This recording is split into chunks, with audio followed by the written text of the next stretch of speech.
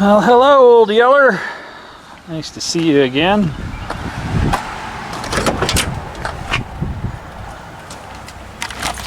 Oh, goodness.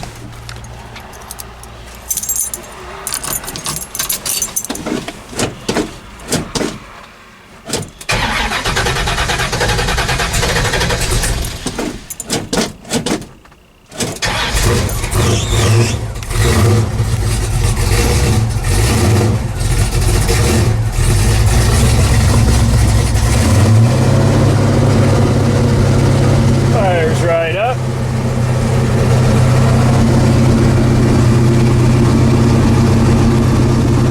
Still dripping oil. It's so annoying.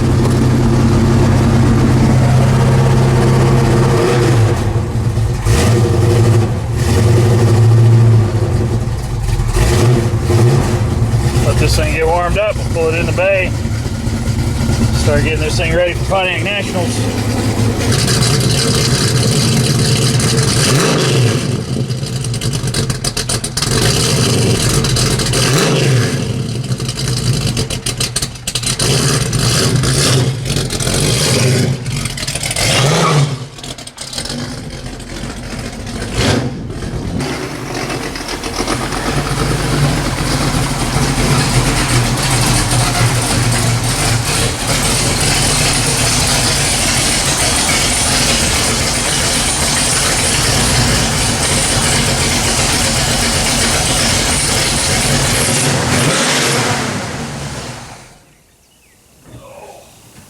That's one good sounding Pontiac. Well, guys, I'm gonna start with a front disc brake conversion on this car today. This engine is like 500 foot-pounds of torque, and Austin wants to run it at Pontiac drags because the realization of his other Pontiac isn't going to be completed by then.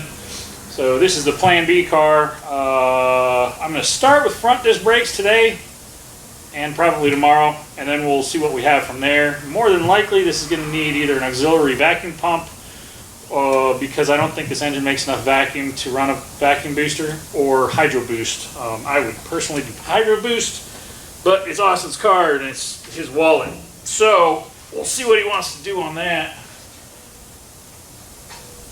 But hydro boost is probably the direction I'm going to go on the Buick when I get around to that. Let me get this set up on the rack. We'll get started with a quick disc brake conversion. Small reservoir drum master cylinder on it. We'll need to update it. It does have the factory vacuum booster, which honestly I'm just going to leave that in there for now. Alright, so the idea is to go to four-wheel disc brakes initially. If I don't have time to do all four corners this weekend, I should be able to knock out the front disc brakes and the master cylinder and bleed it, because the proportioning valves in these are actually good for disc drum or drum. So I don't even have to change the proportioning valve, but I will have lines to change. But let's get the wheels off, strip these drums and backing plates off of these spindles, and make some headway.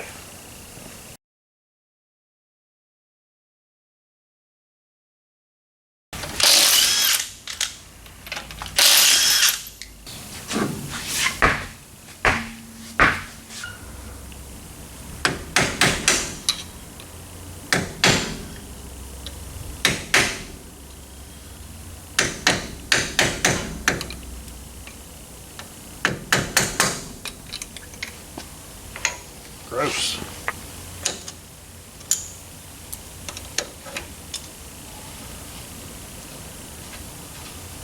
I think about the only thing I'm saving from this is going to be the nut and the outer washer. It is a keyed washer on the outside of these.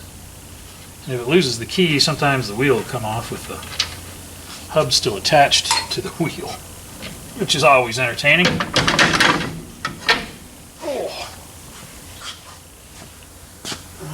That doesn't look too bad, so we got to pull that bolt, that bolt, that bolt. The whole backing plate will come off. So So Austin ran over to Jegs and picked up a disc brake kit with caliper, spindles, and hardware. Made in Taiwan. Let's see how it works. Let's see if all the parts are there.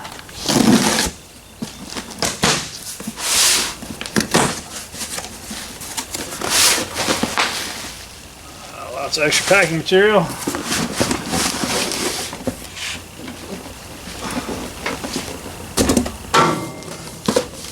Made in China.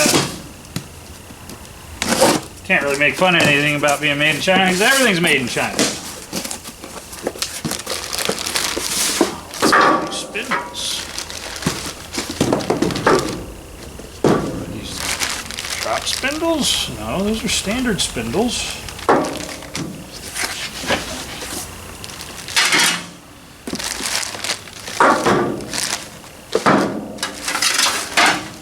Plates, caliper brackets,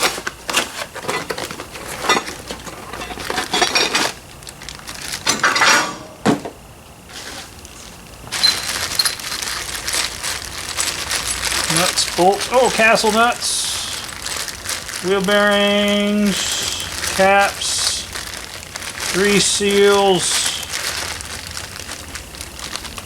keyed washers. It's got all the hardware we need. That's good. Ouch. Man, my wrist hurts. Oh.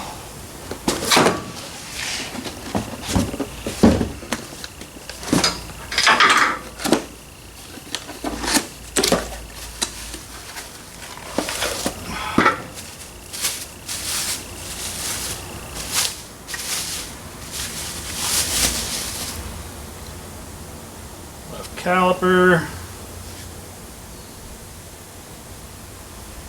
Nice.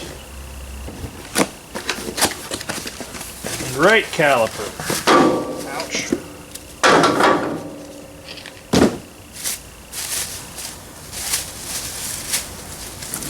This does not have brake hoses in it, but I did see he grabbed some brake hoses over there, so we will use those. Tighten up those pads and those calipers so they don't click. I'll have to ask him why you got spindles. I don't think you need those, but it's nice to have them.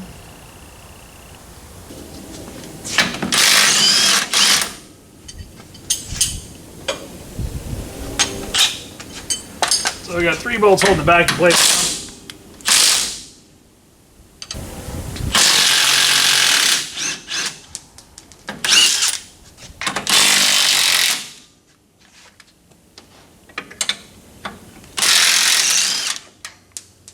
Easy enough to get off. Now these bolts on the bottom hold your steering arm to your spindle. So they are critical that you get those tight. I've seen people not get them back on correctly. It makes aligning them pretty awkward when you've got loose parts.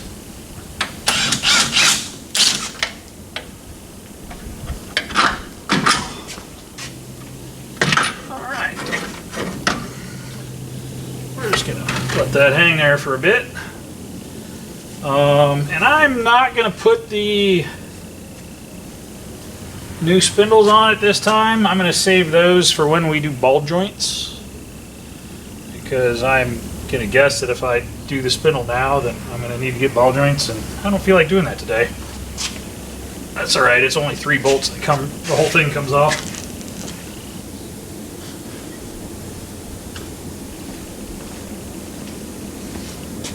Hey, you know what I just noticed? There's no rotors in that box. Let's figure out where the rotors are. Well, that shows me for thinking I know things. So, the top bolt for the new spindle is a bigger size. So, we will be changing those spindles over. Because that's the way this works. We do have to pick up the rotors. Changing the spindle over is not that big of a deal. It's just 2 extra bolts. We should be able to knock them loose. Shouldn't be that big of a deal. And we'll have a nice new clean spindle. Oh, it fits. Yeah, it doesn't. It fits. It's the same size there. So the inner bearing's the same. Is the outer bearing the same? Looks like it. Yeah. Same. So yeah, if it had a different bolt up there, you could just reuse this knuckle, but since we have them, we're going to change them. I was thinking maybe they had upgraded the bearings, which was a bigger cause for actually changing them. But it doesn't matter. So I'm going to knock the 70 years of crud off of these. This side's not quite as bad as the other side was. Let's see if I can get these cotter keys out. And we'll knock these castle nuts off.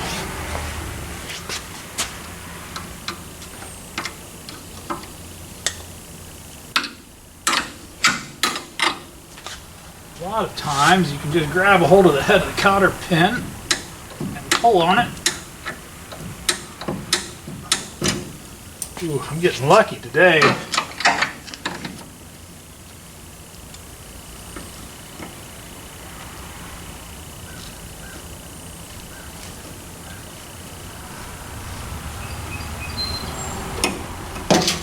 Ooh, bright light.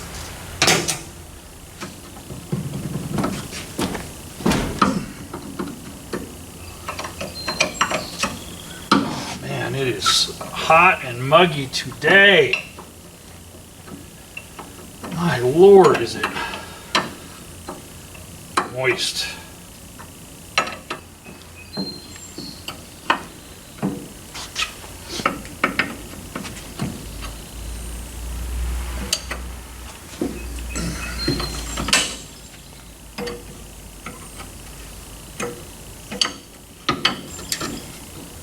This car did make it on the last power tour pretty well.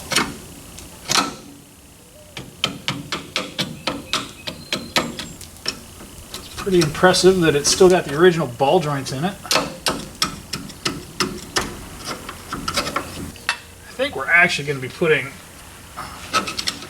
different control arms in this car, but that's not in the budget for right now. That'll have to be another day. Stop poking at it, Rich. Just take it apart.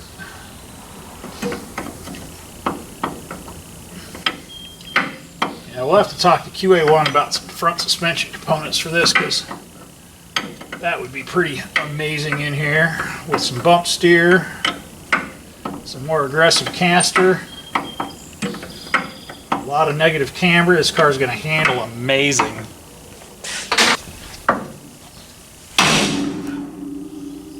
It's loose. That one's loose. That's probably not great for the ball joints, but I don't care because we're going to be replacing them at some point.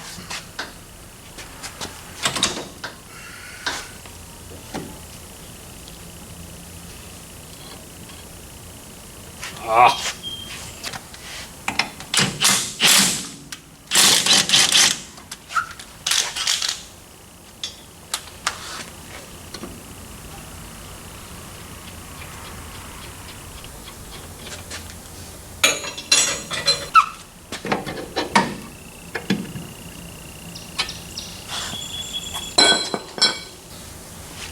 Shiny.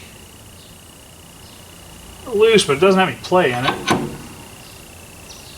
That one's still stiff. I'll take that American-made ball joint and we'll just leave it in there.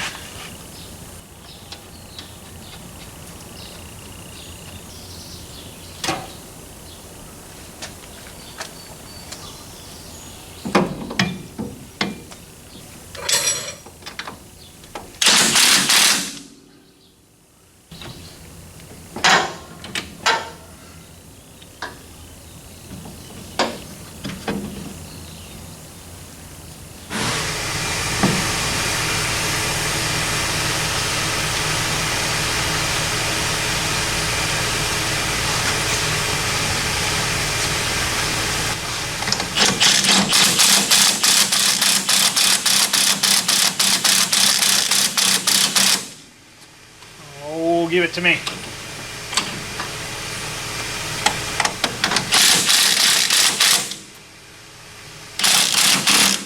There it is. Oh, a little more.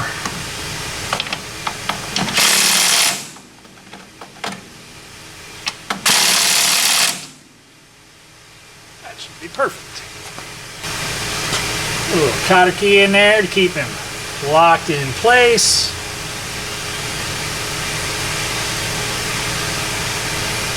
Alright, let's get our backing plate and our... I gotta fix my jack, it doesn't go down anymore. I had a guy working with us that apparently was Magilla Gorilla, and he over-tightened that little knob. Destroyed my $1,800 transmission jack. That's frustrating. Probably not as hot as it is in Texas or Louisiana, Florida, or any of those southern states, but it's hot for up here. Alright.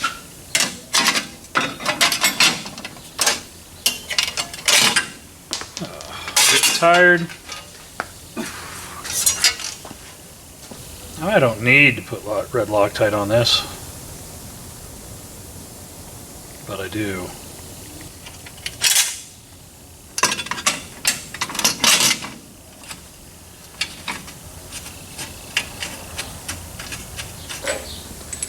So we get our steering arm back up in here. The manual steering arms are different than the power steering arms, so if you're converting to power steering at the same time, you'll want to look into different steering arms. The front bolt is longer than the rear bolt. This rear bolt's actually a little bit short on this car, but it'll work for us and what we're doing.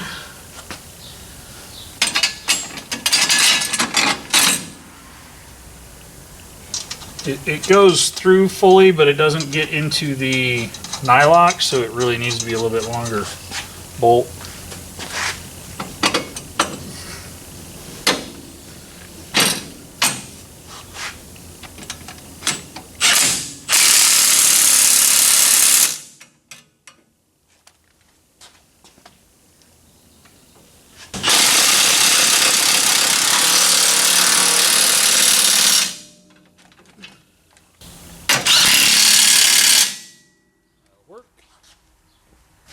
Has lock tabs on it.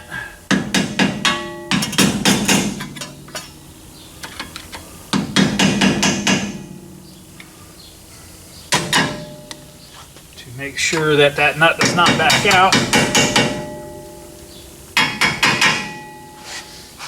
So that guy's locked in, not only with red Loctite, but with manual locking. These are on with nylock nuts. So now, Austin needs to scurry on over to Jegs and pick me up some rotors. Worst case scenario, I have some takeoffs that I can use that are not drilled and slotted, but this will be getting drilled and slotted rotors.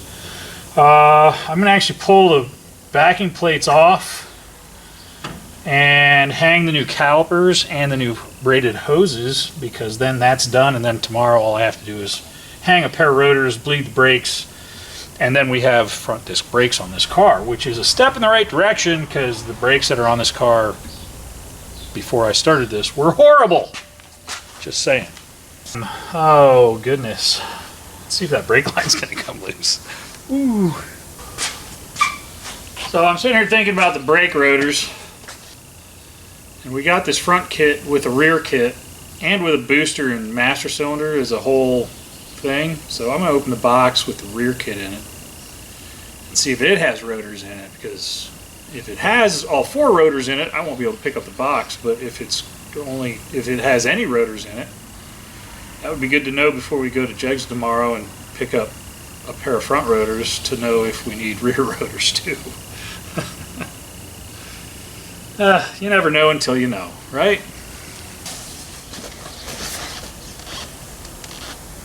Alright, 10 and 12 volt rear disc brake conversion kit for 64 to 72 GM A-body, premium kit with park brake and standard shocks. There is also a staggered shock, so you need to make sure your car, when you order these parts, you know whether you have staggered shocks or standard shocks. To my understanding, staggered shocks are pretty rare, but this one actually has rotors in it. This is the rear kit. What is this garbage that's going to be everywhere? Oh, that stuff's the worst. Let's go straight to the dumpster with that. I bet the mice like this stuff, though.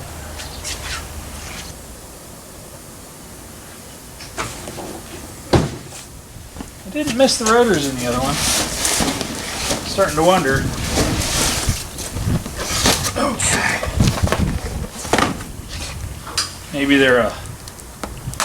Maybe it's a 2-box kit. So dual pattern. Drilled and slotted.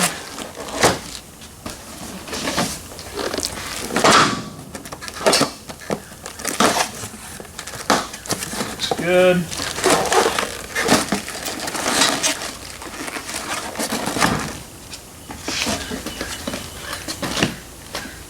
That should be our brake brackets. Brake hoses, rated. Park brake cables with clips.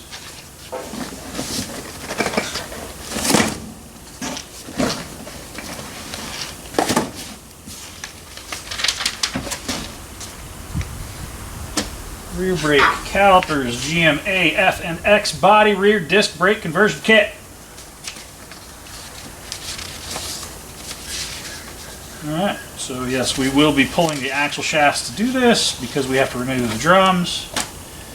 I just rebuilt the rear axle in this car, so we shouldn't have any problems with axle bearings or axle seals. I highly recommend having axle seals and axle bearings and replacing them while you're doing a disc brake upgrade like this, because you're going to have it all apart anyway. If you haven't done it already, you might as well do it. So this kit looks pretty good for the rear. It actually has rotors. So I'm going to guess the rotors are packaged in a separate box and they just forgot to give us 2 of those because we just went and bought 2 of these complete kits. So we'll figure that out tomorrow. Alright.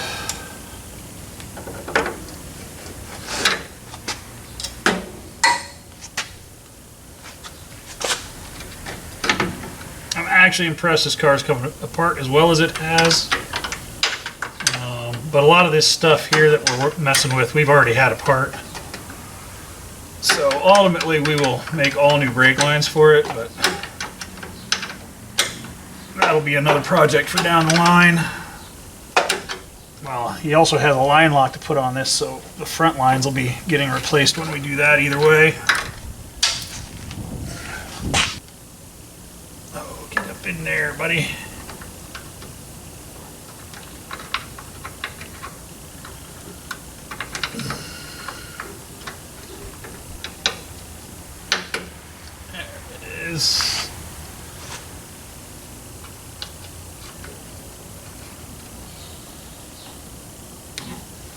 Remember, your bleeders go up. I shouldn't have to say that, but bleeders always go up. I shouldn't have to say that, but I can't tell you how many vehicles I've had brought into me by customers recently that are, well, I couldn't get the brakes to bleed. Well, sir, you have the calipers on upside down. Probably a good part of your reason. Man, I cannot get that rubber clip off. Oof, fighting me. Of all the things to fight me, that is not going to beat me. See, I win. So I'm going to open that bleeder and let the fluid as it's dripping through start to fill the caliper while I tighten this guy down with the correct fitting.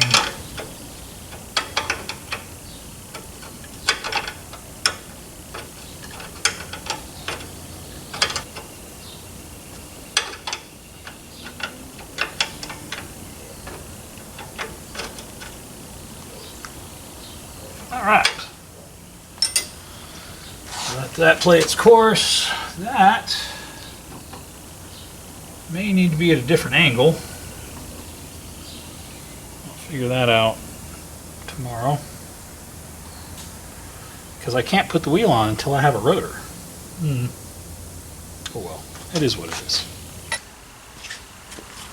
Well, thank you for running and picking up the parts that I didn't see here. It's all right. They were here, I just couldn't see them. Beautiful day for a drive. They were hiding in plain sight.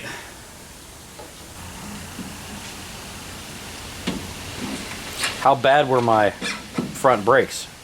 They looked fine. They didn't work well. Yeah. No, they didn't. They looked fine. No, they didn't. I think the only thing I found that I thought was a little bit off on the kit is that the bolts they supply, well, they gave 3 bolts, and you only use 2 because the bolt up here comes in the spindle. But the rear shorter one doesn't protrude into the nylock of the nut. It's too short. The front one does. That's the long one, and then there's a short one in the back. And they gave 4 short ones, 2 of which we're not using. But one of them is like a quarter inch maybe. Probably a quarter inch too short. And so they could make more money on their kit by not putting 4 bolts in and putting 2 in that are a quarter inch longer, and that would be correct. Make an extra $1? Well, they're probably buying them in bulk, but at the hardware store, these are like $4 a piece. That's true. Did they give me a cotter? Yes, they did. That was on mine.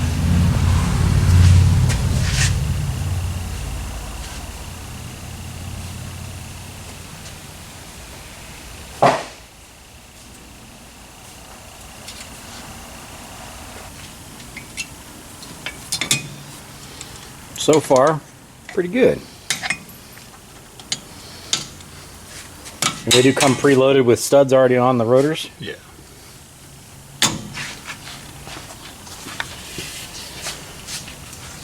For those curious, front rotors and rear rotors are the same as far as the actual disc size goes.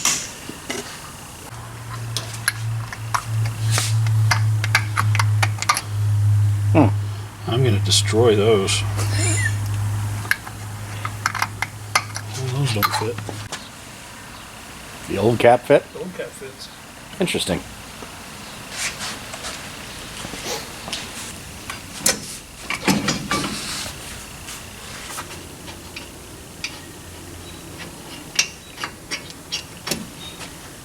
In retrospect, I maybe should have gone out and just smashed these brakes once or twice to see what my stopping distance was, and then we could compare what the stopping distance is with drum versus disc.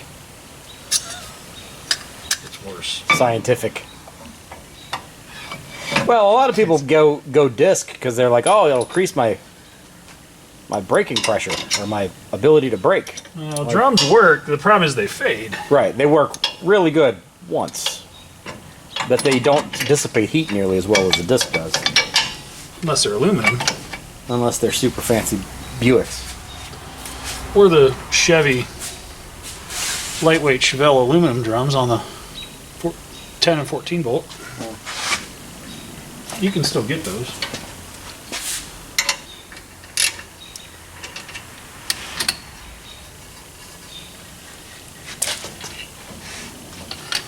Fancy. One thing you may or may not consider is center bore wheel, center bore rotor can be different. Since you're replacing all this stuff, the sizing can be different.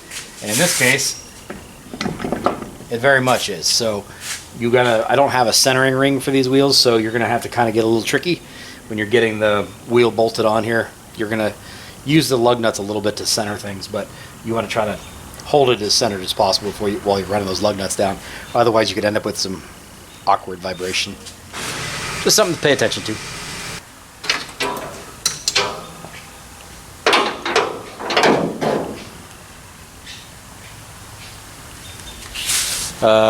No, We have not replaced this yet. Yes, we are going to bleed it a little bit just to have a little bit of brake pressure. And we're also kind of curious how bad this is going to be, because this is going from a drum car to a disc car. Should be interesting to see what that conversion is. But I do have brand new booster and master cylinder and everything else here for this kit that we'll do next. Your MSD box is mounted upside down, that's why it failed. That's, yeah, I'm sure. Because it doesn't defy gravity. Lightning only goes one way. Wait, what? Alright. Ready? Gradual to the floor 3-4 times. Floor. Floor. So we have a disc master over there. Do you want to put it on there? Just to see if your booster does anything? Good. Because I mean, you've always felt the booster's working, haven't you? It just doesn't feel like it stops. Yeah, I mean, this engine also doesn't make a ton of vacuum. Well, that's not surprising. I mean, as long as the lines are the same orientation, we just pop them loose and pop them on. And look. Because otherwise we got to make new lines and...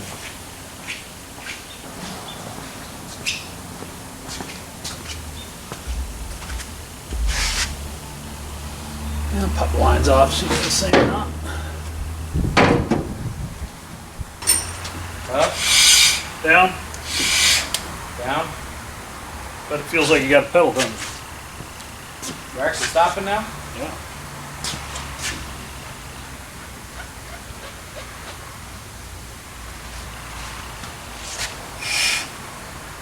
Is that up?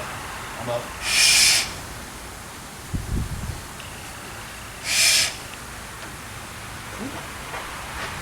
Down? Down. Up. Up. Sweet.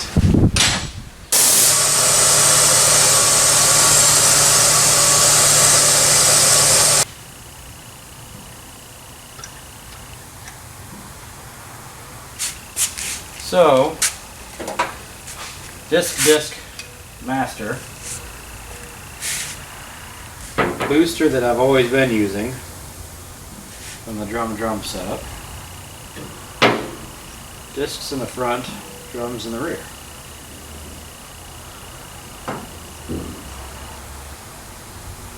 We'll see. At least for now, we can get it off the rack. And not tie up the rack for productivity for tomorrow.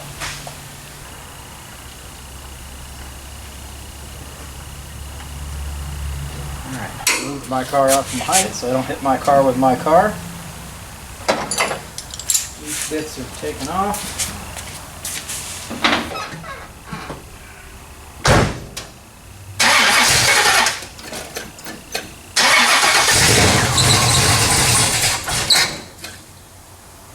Come on, Betty.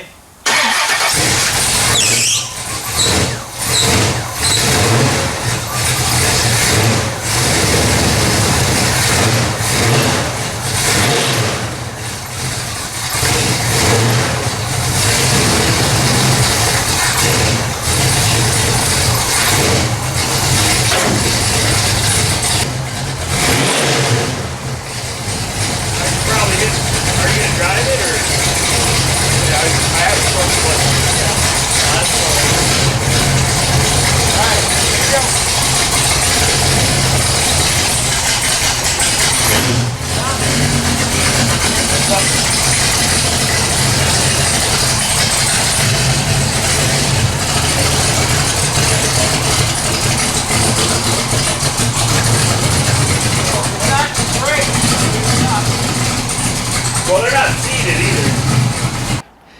Well, that's where we're going to end this one. 1970 Pontiac LeMans now is a disc front, drum rear car, at least at the moment.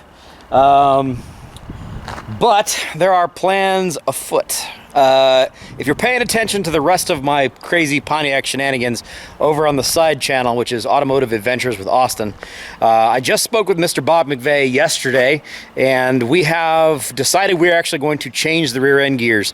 This car is a 336 rear end. It's still the 10-bolt Pontiac rear end, but I don't want to change the rear end gears in this car because they're brand new gears. So what we're going to actually end up doing, and this is maybe a little bit stupid, but my 1968 Le Mans, which was Plan A, has exactly the same rear end in the rear of it.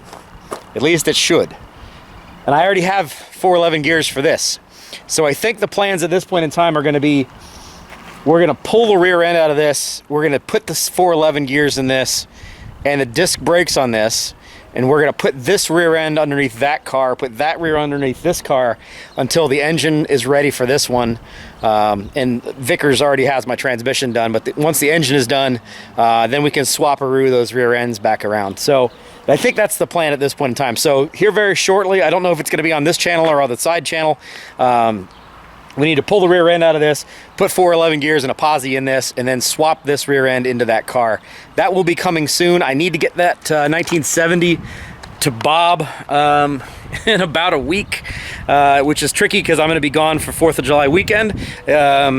So we got a lot of work to do and not a lot of time to do it in. But he's going to be running this at at Pontiac Nationals, which is the 19th, 20th, and 21st at Norwalk.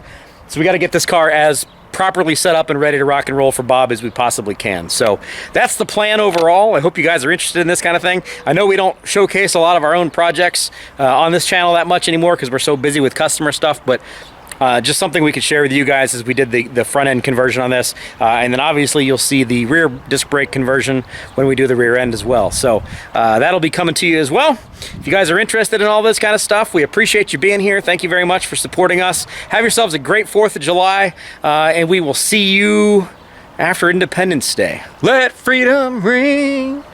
We'll see you guys. Take care. Bye-bye.